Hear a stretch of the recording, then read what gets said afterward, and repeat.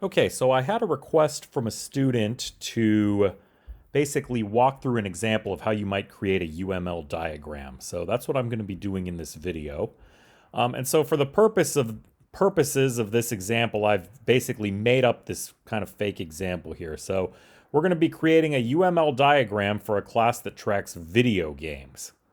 Okay, and the things that we want to keep track of for the video games include the name of the video game, the publisher, the year it was released, and the price. And then we say that the price should be between $10 and $70. The year can't be less than 1970. And you should include a special purpose method isVintage that returns true only if the game was made by Atari prior to 1985. Okay? So a lot of these details don't really pertain to the UML diagram, but that's kind of what I wanted to show you. Okay, so UML diagram, I'm going to just stay right here in Word. So I'm going to go ahead and I guess I'll create a table here. I'll make it 2 columns and I'll just put in a bunch of rows right here so that we can start. Okay. So the first thing that we need to put up here at the top is the name of the class. So we can say video game class. All right. And now usually the first thing that we put inside the UML diagram are the attributes. Okay. And so those are the things that we want to keep track of. All right. So we've learned from the lectures that the attributes should all be private. So that's what the minus sign in parentheses means. So it's going to be private. And we're going to have name. And the name is a string. Okay. And so then over in this column, you would basically just put in information about what this is. You know, the name of the video game or whatever. Okay. I'm not going to fill out most of these, but just to kind of show you what's happening here. Okay, and then after name, we're going to have publisher. Okay, that's also a string. Okay, the company that published the game. All right, and then we'll have year. Okay, now the year is an integer, so we'll make that int. And we'll say the year the game was first published. All right. And then we will have the price, okay? So presumably price could be like, $4.99 or something like that. So let's just go ahead and use a double for this, okay? And we'll say the price when the game was first published. Obviously the price goes down over time, but whatever. Okay, this is just a simple example. Okay, so those are our attributes right there, all right? Now, the next thing that we usually like to do is constructors, okay? So constructors are always going to be public, so that's the plus, all right? The constructor name has to match the name of the class, so it'll just be video game, okay? And then if it's an empty argument constructor, we just put in empty parentheses, okay? A constructor does not return void. A constructor doesn't return Boolean, nothing like that. It's just, this is it for a constructor. It's just the name of the class and then the arguments, if there are any, okay? So I could say here, empty arg constructor. All right, and I can make multiple constructors if I wanted to. So maybe I'll have a video game and let's make a constructor that accepts all of these arguments. So we'll do name, colon string,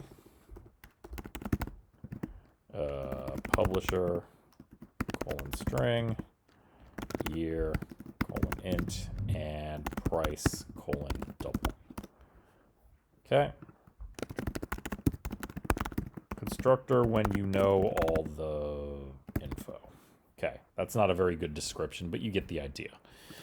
Okay, so, all right, I'm running out of rows here in my table, so let me go ahead and add some more rows here. Rows below.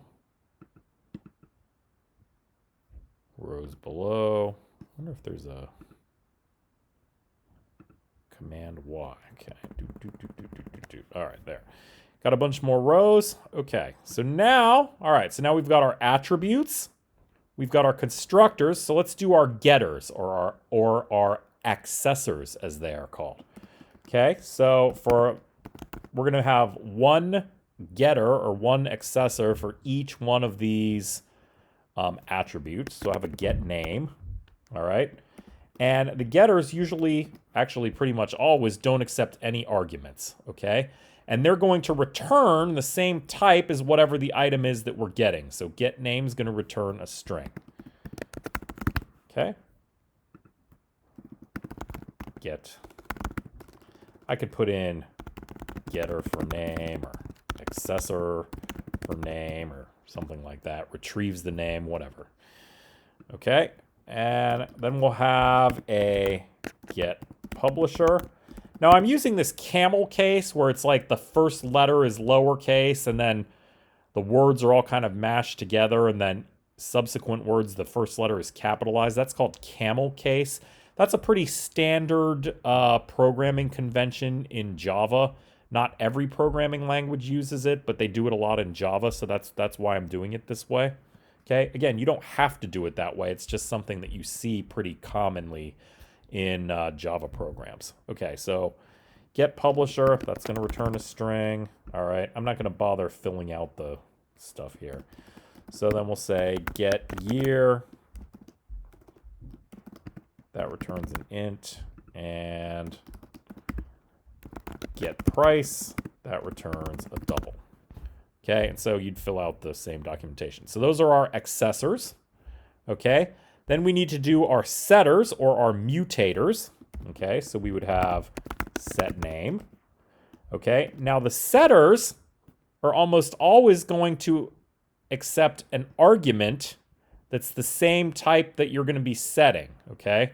So in this case, I would do name, string. And then the setter is either going to return void or it's going to return Boolean. When we start off teaching this class, I think we have them returning Booleans, but usually very soon after that, we switch them to returning void because we do all of our exception handling inside the setters. So I'm going to use void here. And void is basically what you're going to want to be going with if you're not already. I mean, we'll accept Boolean, I guess, or you know, you could even return other things, but void is kind of like the pretty standard way of doing it. Okay, so then we have set publisher. Publisher, string, void. Set year, year, int, void, and set price, int, void. Okay, and so, you know, setter for name, whatever.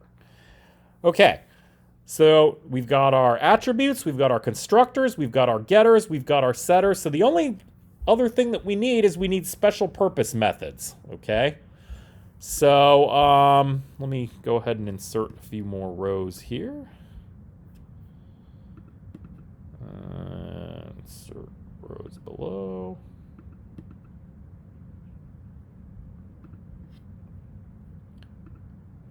Okay, so in here they say, all right, there's a special purpose method isVintage that returns true only if the game was made by Atari prior to 1985. Okay, well, we already know who the maker is because we have publisher, and we already know the year that it was made because we have year.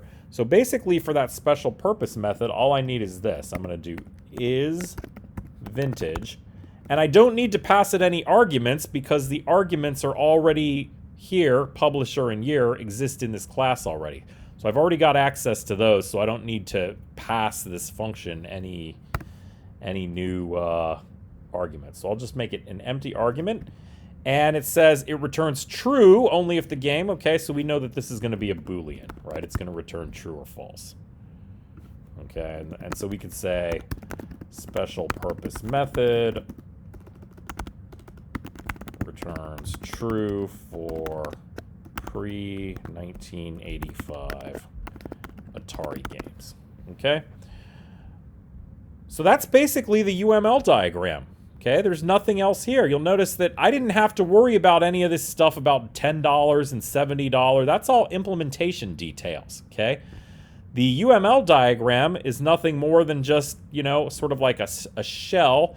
And I could then use this shell to go ahead and write some basic Java code, okay?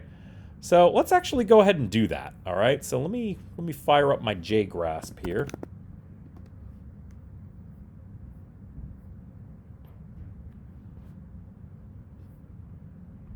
Okay, I don't want to upgrade. It's all this Pokemon stuff. All right. So let's go ahead and make a new Java class. So we'll make this public class video game. Okay. And now from this UML diagram that I've got here, okay, name, publisher, year, and price, I can go ahead and basically write Java code that sort of corresponds to this. Okay, so we know that we're going to have a private string name, private string publisher, private int year, private, what was the last one? I can't even remember. Price. Private double price. Okay, so there are my attributes. Now I can do my constructors, public video game. All right, and in this one, I guess we don't necessarily need to make it do anything at this point. For the one that accepts arguments, public video game, so we'll do string name, string publisher, int year, double price. Okay, now this is where I need to take whatever's passed in, these values here, and assign them to my actual class variables, okay? So I would do something like, and since I named these the same, I have to use this. So I have to do this dot name equals name, this dot publisher equals publisher, this dot year equals year, and just to vary things up, I'll change this to like, I'll make this P, okay? And so for this last one, I can just do price equals P, okay? Because the compiler's smart enough to know that, oh, well, the only price that I know about is this price up here. So he must be talking about this one, and then the P's right here. I have to use the this because otherwise the compiler doesn't know whether you're talking about this year, the year that's coming in via parameter to this constructor, or whether you're talking about the class variable year, okay? All right, so there are my constructors. Those are done. Now let me go ahead and do my getters. So public string get name. Okay, and in this case, all you're going to do is return name. Okay. Public string get publisher, return publisher. Public int get year, return year. Okay, so this isn't necessarily all that difficult. It's just sort of learning that this is how you have to do this kind of stuff. Okay, double get price, return price. Okay, there we go. Done with the getters. Okay. Now let's go ahead and make the setters. Okay, so we're going to do public void set name. Okay, and I need to pass in a value here, so we'll call it string name. Okay, and I can do this dot name equals name. Okay. And I could do public void set publisher, string publisher, this dot publisher equals publisher. Okay. Public void set year int y. This dot year equals y. Okay, I just decided to name this y instead of year. You don't have to. Okay, public void set price double p.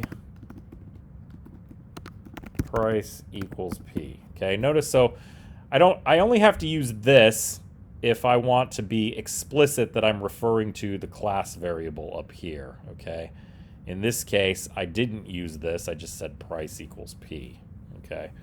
And in this case right here, I needed to use this to distinguish that I'm not talking about the local variable publisher that's coming into this via parameter, okay? All right, so there we go. My setters are all done. Okay, now, one of the things that we haven't done is we have not bothered to... Oh, one of the other things that I can do is now that I have all these setters, instead of doing all this... Okay, let me comment these out. All right, since I went ahead and set up my setters, I can just use them here in my constructor. So instead of doing this all over again, I can do set name,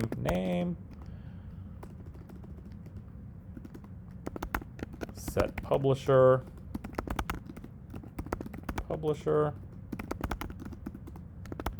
set year, set price, okay? Oh, except I have to call this one P, not price, because I named it P up here. Okay, so now if I put in any kind of like error checking code in any of these setters, then when I try and call this constructor, that error handling code will all be fired, okay? And as we'll see in a second, we're actually going to do a little bit of that. So, all right, so now let's go ahead and do the error handling. Let's see what I said we were supposed to do. All right, so the price has to be between $10 and $70, and the year can't be less than 1970. So let's go ahead and add in some code to handle that. So for the year, we'll say if y is less than 1970, okay, then we're going to throw a new illegal argument exception. Year can't be less than 1970. Okay. And I could put in an else here, but I don't need to, because if it gets into this function and the year is, let's say it's 1950, it'll throw this exception and then immediately terminate. So this next line will never execute. So this is fine the way it is. Okay. And then same thing for price. Okay. I could say if P is less than 10, or P is greater than 70, then same deal. We're going to throw this exception. And I just need to change my message here.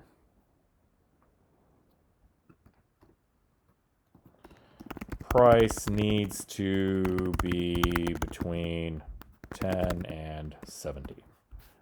Okay, and all right, okay, so that's most of it. And now the last thing that we need to do is this special purpose method is vintage. Okay, so we can say public Boolean is vintage.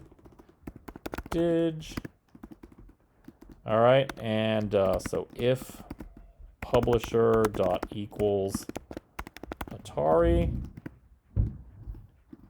and price is, or not price, year is less than 1985, then return true. And if we make it out of that without returning true, then we'll just return false. Okay. So that, let's go ahead and see if this compiles. Okay, videogame.java. All right, it compiled with no problem. So this video is getting kind of long. Otherwise, I'd show you how to actually use the class. But that's basically what you do. So we went from this description. We created, from just this text description, we created this UML diagram right here. Okay, and then we use the UML diagram to go ahead and write this Java code. Okay, which, I mean, this Java code should work in terms of, you know, if we try to create video game instances, we can pass in names and publishers and all that. If we try and put in illegal values, it should throw exceptions and say that we can't do things. So we've basically created a working video game class that we can use. So I would encourage you to go ahead and mess around with it, create an implementation class with a main method and try and create some video game instances and set some values and see what happens. All right, thanks.